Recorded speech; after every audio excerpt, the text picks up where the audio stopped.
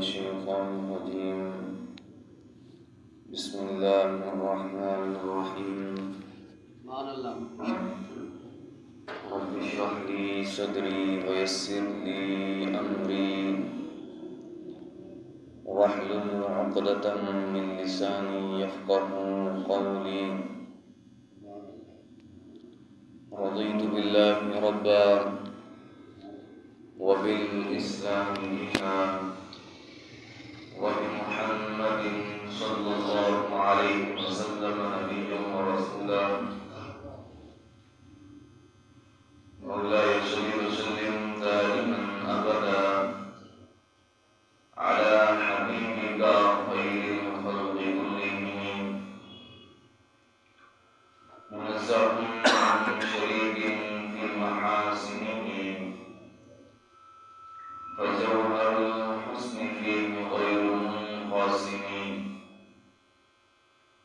محمد تاج رسل الله كاتبة محمد صادق الأقوال والكلم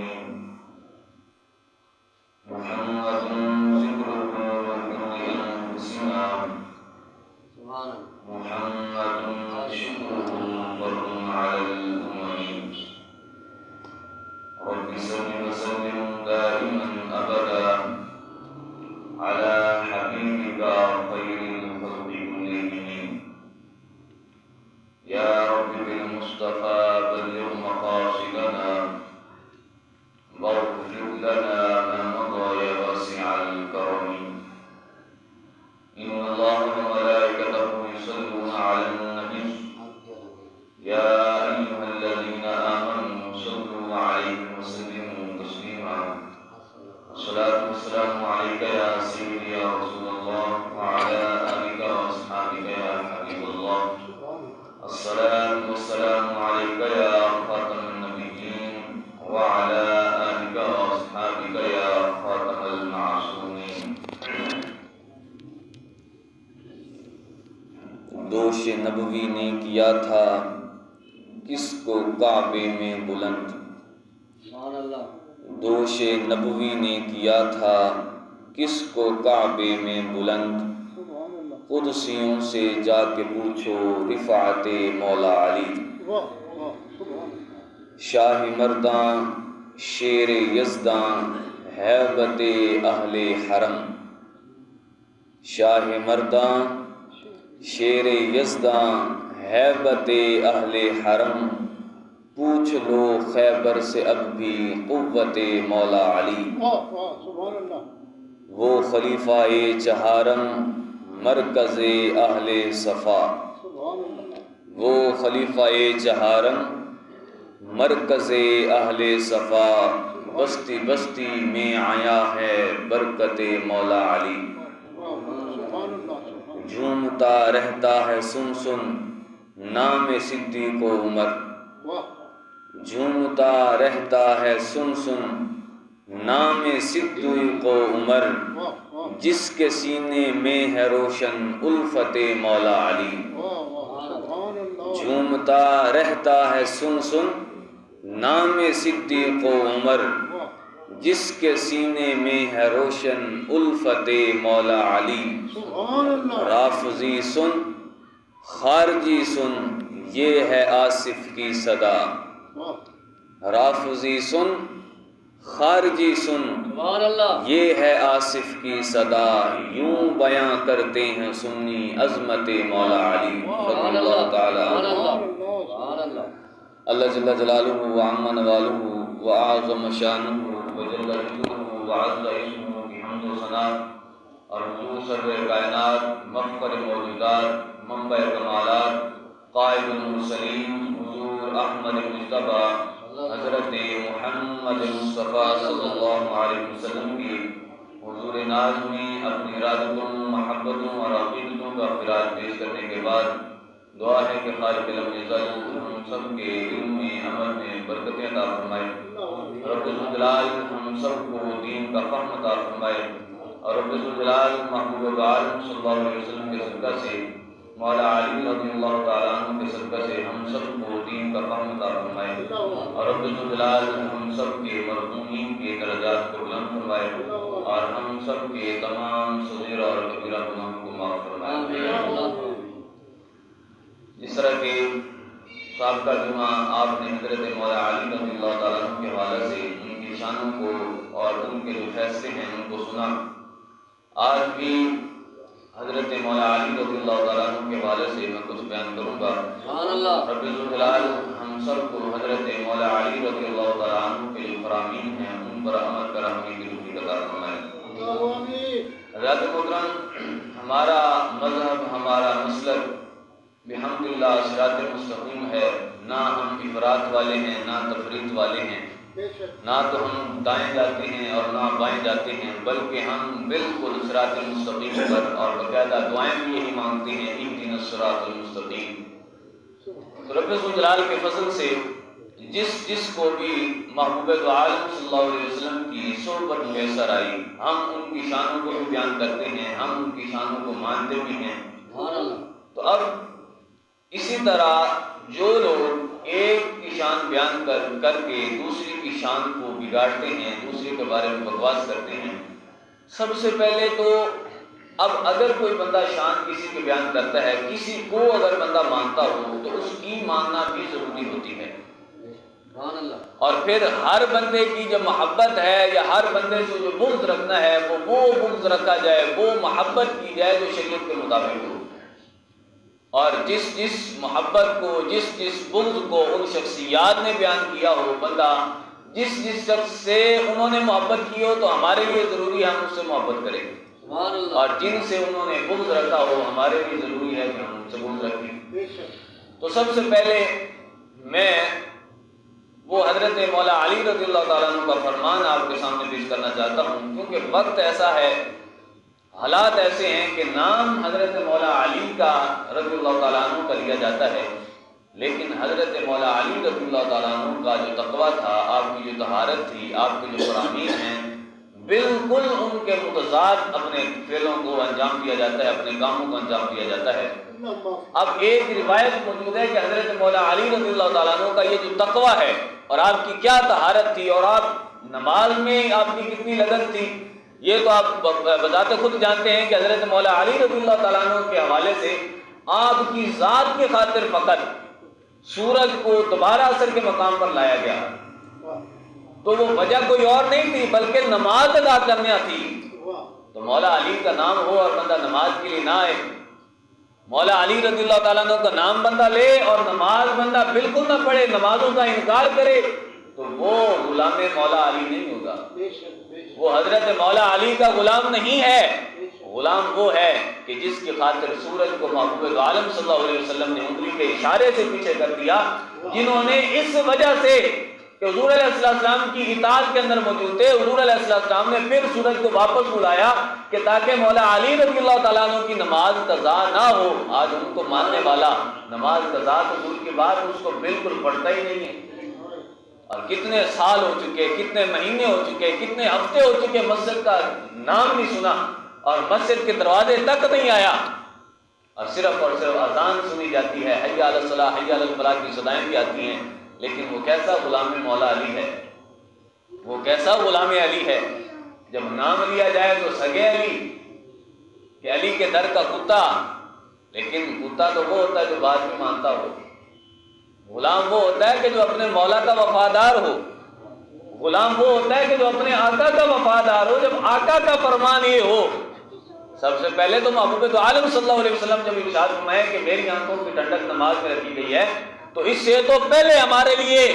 ہم تیار ہو جائیں کہ محبوب تو عالم صلی اللہ علیہ وسلم کی جب آنکھوں کی ٹھنڈک نماز میں رکھی گئی ہے تو ہم نماز کی طرف آئیں۔ اس کے بعد جب غلام مصطفیٰ بھی ہو اور اپنے آپ کو غلام علی بھی کہتا ہو تو اس کے لیے تو زیادہ ضروری ہو جاتا ہے۔ تو اب حضرت مولا علی رضی اللہ تعالیٰ عنہ کے حوالے سے ایک روایت ملتی ہے کہ حضرت علی رضی اللہ تعالیٰ عنہ نے فرمایا کہ اگر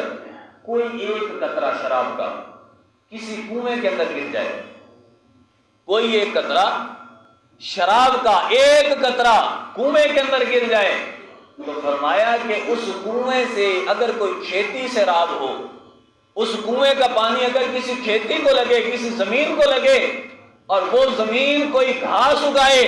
تو فرمایا کہ اگر اس گھاس کو کوئی بکری کھائے اور اس بکری کو ذبح کر کے اس کا گوشت میرے پاس لایا جائے تو فرمایا کہ میں کبھی نہیں اس کو کھاؤں گا۔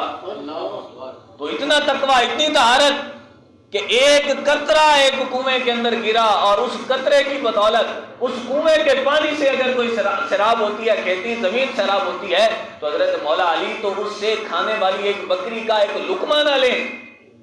مولا علی کے نام پر شرابیں کون پیتا ہے؟ حضرت مولا علی کے نام کی مجلس پڑھنی ہو تو مجلس پر پڑھنے سے پہلے کتنی بوتلیں شراب کی خالی ہوتی ہیں معاذ اللہ۔ تو یہ غلام علی ہونا نہیں ہے، غلام علی وہ ہے کہ جس سے حضرت مولا علی نے منع کیا، جس سے رسول اللہ صلی اللہ علیہ وسلم نے منع کیا، اور جس سے قرآن پاک نے منع کیا، خود رب ذوالجلال نے منع کیا، تو ہم اس سے رک جائیں سبحان اللہ، تو پھر غلامی کا حق پورا ہوگا سبحان اللہ۔ اور اگر شرابے بندہ پیے اور مولا علی رضی اللہ تعالیٰ عنہ جس کو دین کی خلاف ورزی کہیں اور جس کو اسلام کی خلاف ورزی کہیں اور حضرت مولا علی رضی اللہ تعالیٰ عنہ جس کام سے روکیں، تو ایک غلام علی کا کام ایسا نہیں ہے کہ وہ کام کرے۔ اگر وہ کام کرتا ہے تو اس سے مطلب یہ ہوتا ہے کہ وہ حقیقت میں محبت نہیں کر رہا، یہ محبت نہیں ہوتی، یہ منافقت ہوتی ہے۔ تو جو بندہ جس کا نام لیتا ہو، جس سے محبت کرتا ہو، اگر اس کی بات ہی نہیں ماننی تو یہ محبت کہاں سے آئی؟ تو ایسی ہرگز محبت قبول نہیں ہوگی۔ اس وجہ سے مولا علی رضی اللہ تعالیٰ نے فرمایا کہ میری وجہ سے دو گروہ ہلاک ہوں گے۔ فرمایا کہ ایک وہ جو مجھ سے غیر شرعی پیار کرے گا، مجھ سے غیر شرعی محبت کرے گا، اور ایک وہ کہ جو مجھ سے بغض رکھے گا۔ فرمایا کہ نہ تو بغض کرنے والا بچے گا اور نہ ہی مجھ سے غیر شرعی محبت کرنے والا بچے گا، بلکہ بچے گا وہ جو مجھ سے محبت ایسے کرے گا کہ جھومتا رہتا ہے سن سن نام صدیق عمر۔ سبحان اللہ، کہ اگر مولا علی رضی اللہ تعالیٰ عنہ کی محبت ہو دل میں تو کسی اور کا بغض نہیں آتا۔ تو یہ ہے شرعی محبت۔ شرعی محبت یہ نہیں ہے کہ ایک کو مانو اور باقیوں کو گالیاں دینا شروع کر دو، بلکہ شرعی محبت یہ ہے کہ جھومتا رہتا ہے سن سن نام صدیق عمر، جس کے سینے میں موجود ہے الفت مولا علی۔ تو جس کے دل کے اندر حضرت مولا علی کی الفت موجود ہے، آپ سے محبت موجود ہے، تو فرمایا کہ وہ کبھی بھی دین سے غداری نہیں کرے گا، کبھی بھی وہ شریعت سے غداری نہیں کرے گا۔ لہذا ہمارے لیے ضروری ہے، کیونکہ ان کا تو کام ہے کہ وہ تو ایک کا نام لے کر دوسروں کو گالیاں بکتے ہیں، لیکن ہم ہیں جو سب کو مانتے ہیں۔ جب سب کو مانتے ہیں تو ہمارے لیے ضروری ہے کہ ہم سب کی بھی مانیں۔ تو آج اتنے حالات، اتنے گمبھیر حالات، موجودہ حالات، آپ دیکھیں دنیا کا عالم، کہیں پر زلزلے، کہیں پر سیلاب، کہیں پر کچھ، کہیں پر کچھ۔ پچھلے دنوں میں ترکی کے اندر، شام کے اندر، اردن کے اندر اتنا بڑا زلزلہ آیا اور اتنے زیادہ لوگ اللہ کو پیارے ہو گئے۔ تو یہ کیا وجہ ہے؟ وجہ یہ ہے کہ ہم نے اپنے پہلوں کے جو فرامین ہیں، جن کی طرف انہوں نے بلایا تھا ہمیں، جس کی طرف ہمیں قرآن بلاتا ہے، جس کی طرف ہمیں محبوب عالم صلی اللہ علیہ وسلم کا فرمان بلاتا ہے، جس کی طرف ہمیں اپنے رسول پاک صلی اللہ علیہ وسلم کے صحابہ نے ہمیں تعلیم دی کہ تم نے جب دنیا میں رہنا ہے تو کبھی بھی دنیا کا ہو کے نہ رہنا، بلکہ دنیا میں رہو تب بھی حضرت مولا علی رضی اللہ تعالیٰ عنہ کا یہ فرامین موجود ہیں، کتنے صحابہ کے فرامین موجود ہیں کہ جب تم نے دنیا میں رہنا ہو تو کبھی بھی دنیا کی خاطر نہ جیو، بلکہ حضرت محمد مصطفیٰ صلی اللہ علیہ وسلم نے جو تم تک دین پہنچایا، اس دین کی غلامی کے اندر اپنی زندگی بسر کرو۔ سبحان اللہ، سبحان اللہ۔ تو آج ہم کیا سمجھتے ہیں، ہمارے ذہن میں کیا آتا ہے کہ کیا صرف اور صرف گناہ وہیں پر ہوتے تھے؟ کیا وہیں پر شرابیں پی جاتی تھی؟ کیا وہاں پر ہی ننگے ڈانس ہوتے تھے؟ کیا وہ صرف ایسا علاقہ تھا کہ جہاں پر کوئی نماز نہ تھا؟ بلکہ رب ذوالجلال صاحب فرماتا ہے وَاتَّقُوا فِتْنَةَ لَا تُصِيبَنَّ الَّذِينَ ظَلَمُوا مِنكُمْ خَاصَّةً، کہ اے لوگوں اس عذاب سے بھی ڈرو، اس عذاب سے ڈرو جو جب آئے گا تو صرف ظالموں کو نہیں پہنچے گا۔ اور محبوب عالم صلی اللہ علیہ وسلم نے ارشاد فرمایا، حدیث پاک کا مفہوم ہے کہ یہ زلزلے جب آتے ہیں تو اس کی وجہ کیا ہوتی ہے؟ وجہ یہ ہوتی ہے کہ لوگوں کے اندر فحاشی عام ہو جاتی ہے، لوگوں کے اندر شراب نوشی اتنی عام ہو جاتی ہے۔ تو آج اگر رب ذوالجلال کے فضل سے آج اگر ہم بچ چکے ہیں ہم بچے ہوئے ہیں۔ پہلی قومیں تو جب کوئی گناہ کرتی تھی تو ان پر فوراً عذاب آ جاتا تھا، فوراً ہی ان کی شکلیں بندر جیسی بن جاتی، کسی کی شکل کچھ بگڑ جاتی، کسی طریقے سے بن جاتی۔ لیکن آج اگر ہم موجود ہیں، وما کان اللہ لیعذبهم وانت فیہم، رب الجلال نے آج ہم کو عذاب نہیں دیا، تو وجہ یہ ہے کہ محبوب عالم صلی اللہ علیہ وسلم کی رحمت درمیان میں موجود ہے۔ سبحان اللہ، بے شک۔ تو آج ہمارے لیے ضروری ہے کہ جب اگر ایک علاقے کے اندر کوئی مصیبت آتی ہے، کوئی ناگہانی آفت آتی ہے، تو ہم پہلے ہی حاسبوا قبل ان تحاسبوا، قبل اس کے کہ تمہارا حساب ہو تم اپنا حساب خود لگا لو۔ تو اگر آج اس ملک کے اندر، اس مسلم ملک کے اندر اگر زلزلہ آیا ہے اور اتنے لوگ جاں بحق ہو چکے ہیں، تو اگر یہی زلزلہ ہمارے پاس بھی تو آ سکتا ہے۔ ہمارے پاس سارے حسن بصری تو نہیں ہیں، ہمارے ہاں ہمارے معاشرے میں کوئی سارے تہجد گزار موجود تو نہیں ہیں، ہمارے معاشرے میں کوئی سارے لوگ ایسے تو نہیں ہیں کہ جو سود کو ہاتھ تک نہ لگاتے ہوں، ہمارے معاشرے میں سارے لوگ کوئی ایسے تو نہیں ہیں کہ جو جب اذان کا وقت ہوتا ہو تو پہلے سے ہی مسجد میں آ جاتے ہوں۔ ہمارے پاس ایسے موجود نہیں ہیں لوگ، لیکن اس کے باوجود بھی رب الجلال نے ہمیں مہلت عطا فرمائی ہے۔ سبحان اللہ۔ جب ایک علاقے پر، ایک محلے پر، ایک شہر پر، ایک ملک پر عذاب آتا ہے تو بزرگ فرماتے ہیں کہ جب ایک بندے کو موت آتی ہے تو دوسرا بندہ اس پر رونے کے بجائے پہلے خود دیکھے کہ رب الجلال نے مجھے مہلت دی ہے، کل میں نے بھی مرنا ہے۔ تو اس وجہ سے سب سے جو زیادہ ضروری ہے کہ ہم اپنوں کی موت سے، مسلمانوں کی موت سے، جاتے ہوئے لوگوں کی موت سے اپنے آپ کی تیاری کریں اور اپنی آخرت کی تیاری کریں۔ اگر آج ہم نے رب الجلال کو بھلا دیا، رب الجلال کے محبوب کے فرامین کو بھلا دیا، تو ہمارے پاس کچھ نہیں بچے گا۔ تو آج اتنے فاقے کیوں ہیں، اتنی معیشت کیوں گر چکی ہے؟ اگرچہ کچھ اس میں ہاتھ حکمرانوں کا بھی ہے، کچھ ہاتھ ان لوگوں کا بھی ہے جو سیٹوں پر بیٹھے ہیں، نااہل لوگ، لیکن ساتھ ساتھ ہمارا کچھ کام نہیں ہے اس میں۔ ہمارے اپنے کرتوت کیسے ہیں؟ کیا ہم نے کبھی بھی اذان کا جواب دیا ہے؟ کیا ہم نے کبھی ایسا ہوا ہے کہ اذان آتی ہو اور ہم مسجد میں دوڑتے آ جائیں؟ اب آپ کے علاقے کے اندر کتنے گھر ہوں گے اور مساجد خالی پڑی ہیں؟ مساجد خالی پڑی ہیں تو پھر عذاب کیوں نہ آئے؟ ایک ہے عذاب کو خود بلانا اور ایک عذاب کا خود آ جانا۔ عذاب کو تو ہم خود بلا رہے ہیں، دعوت دیتے ہیں کہ آؤ ہمارے پاس۔ تو اگر عذاب اچانک آئے تو وہ اور بات ہے، لیکن اگر ہمارے حالات ہی اس بات پر مجبور کر رہے ہو، چیخ چیخ کر کہہ رہے ہو کہ ہمارے حالات ایسے ہیں کہ ہمیں مر جانا چاہیے، اور حقیقت میں مسلمان کا یہ جو کردار ہے، مسلمان کا جو کام ہے کہ یہ مسلمانوں کا کردار ایسے ہے کہ یہود و نصارہ بھی دیکھ لیں تو وہ بھی شرماتے ہیں۔ علامہ اقبال نے فرمایا کہ یہ مسلمان ہیں کہ جن کو دیکھ کر شرمائیں یہود۔ ہمارا کردار ایسا بن چکا ہے کہ نہ تو ہمیں رب الجلال کے فرمان کی پرواہ، نہ تو حضور کی سنت کی پرواہ۔ اگر رب الجلال کا قرآن کہتا ہے کہ تم نے سود نہیں کھانا، تو ہم بذات خود سود جا کر کھاتے بھی ہیں اور معاذ اللہ دوسروں کو دعوت بھی دیتے ہیں کہ تم بھی سود کھاؤ، تمہارا گھر بھی چلے گا۔ حقیقت بات یہ ہے کہ حلال لقمہ ہو اور وہ ایک لقمہ دن کے اندر ایک لقمہ میسر آ جائے تو حرام کے 1000 لقموں سے بہتر ہے۔ قیامت والے دن وہ جسم جنت میں نہیں جا سکے گا کہ جس کے جسم کا ایک لوتھڑا بھی حرام خون سے بنا ہوگا، حرام رزق سے بنا ہوگا۔ اگر آج ہمارے حالات ایسے ہیں تو معیشت تو خود بذات خود گرنی ہے۔ اگر آج ہم رب الجلال کے فرمان کے تحت، رب الجلال کے محبوب کے فرامین کو اپنانا شروع کر دیں، آپ کی سنت پر عمل پیرا ہونا شروع کر دیں، تو ہمارے پاس ایسا وقت نہیں آئے گا۔ پہلے لوگ کیا تھے؟ پہلے لوگ یہ تھے کہ وہ ایمان ان کا مضبوط تھا، اگرچہ معاشی طور پر ان کے پاس کچھ نہ تھا، لیکن اس کے باوجود بھی کبھی انہوں نے اسلام کا دامن نہیں چھوڑا۔ سبحان اللہ۔ لیکن آج پہلے رب الجلال نے ہمیں اتنی نعمتوں سے نوازا تھا، رب الجلال نے سب کچھ عطا فرمایا، آج بھی موجود ہے ہمارے پاس، لیکن اس کے باوجود بھی ہم نے دین کا جو دامن تھا وہ اپنے ہاتھ سے چھوڑ دیا۔ جب ہم نے دین کا دامن اپنے ہاتھ سے چھوڑا تو پھر یہ زلزلے تو آنے تھے، یہ سیلاب تو آنے تھے۔ تو لہذا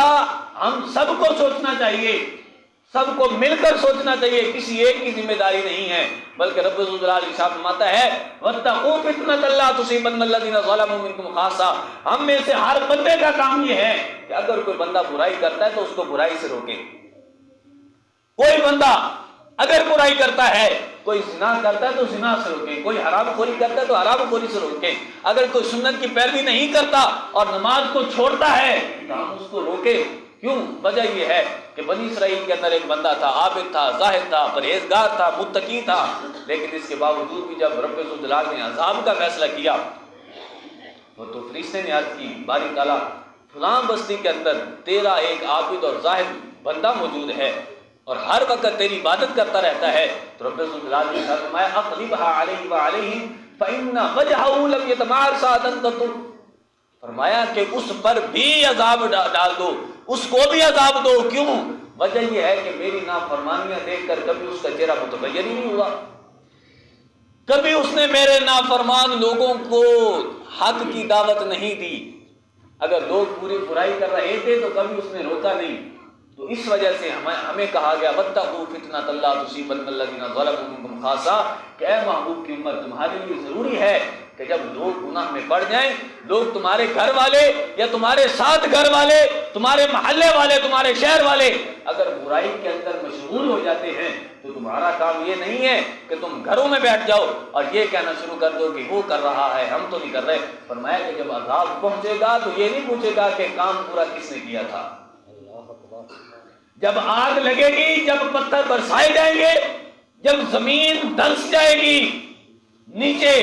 تو اس وقت یہ نہیں پوچھا جائے گا کہ کون سا گھر ہے بے نمازی کا اور اس کو ہم دھنسالیں، کون سا گھر ہے سود خور کا اور اس کو ہم نیچے دھنسائیں، بلکہ جب عذاب آئے گا تو نیکوں کو بھی اور بروں دونوں کو اکٹھا عذاب آئے گا۔ اس کی وجہ یہ ہے کہ وہ برے برائی کرتے تھے، اور نیکوں کا جرم کیا ہے؟ نیکوں کا جرم یہ ہے کہ رب الجلال کی نافرمانی کو دیکھ کر انہوں نے کبھی بھی سٹینڈ نہیں لیا۔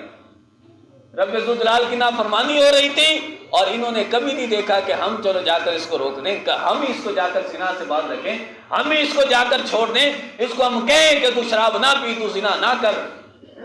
تو اس وجہ سے ہمارے لیے، ہر بندے کے لیے یہ ضروری ہے کہ جو بندہ اگر برائی کرتا ہے، نیکی نہیں کرتا، تو اس کو نیکی کی دعوت اور اس کو اچھائی کی دعوت، اگر برائی کرتا ہے تو اس کو روکیں، اگر ہم نے نہ روکا تو قیامت والے دن ہم سے حساب لیا جائے گا۔ دعا ہے کہ رب الجلال ہم سب کو عمل کی توفیق عطا فرمائے، اور رب الجلال محمود عالم صلی اللہ علیہ وسلم کے صدقہ سے جتنے بھی سیلاب میں، جتنے بھی اب زلزلہ کے اندر جتنے مسلمان وفات پا گئے، تمام کے رب الجلال بخشش عطا فرمائے، آمین۔ اللہ اور رب الجلال ہم سب کو ان ناگہانی آفتوں سے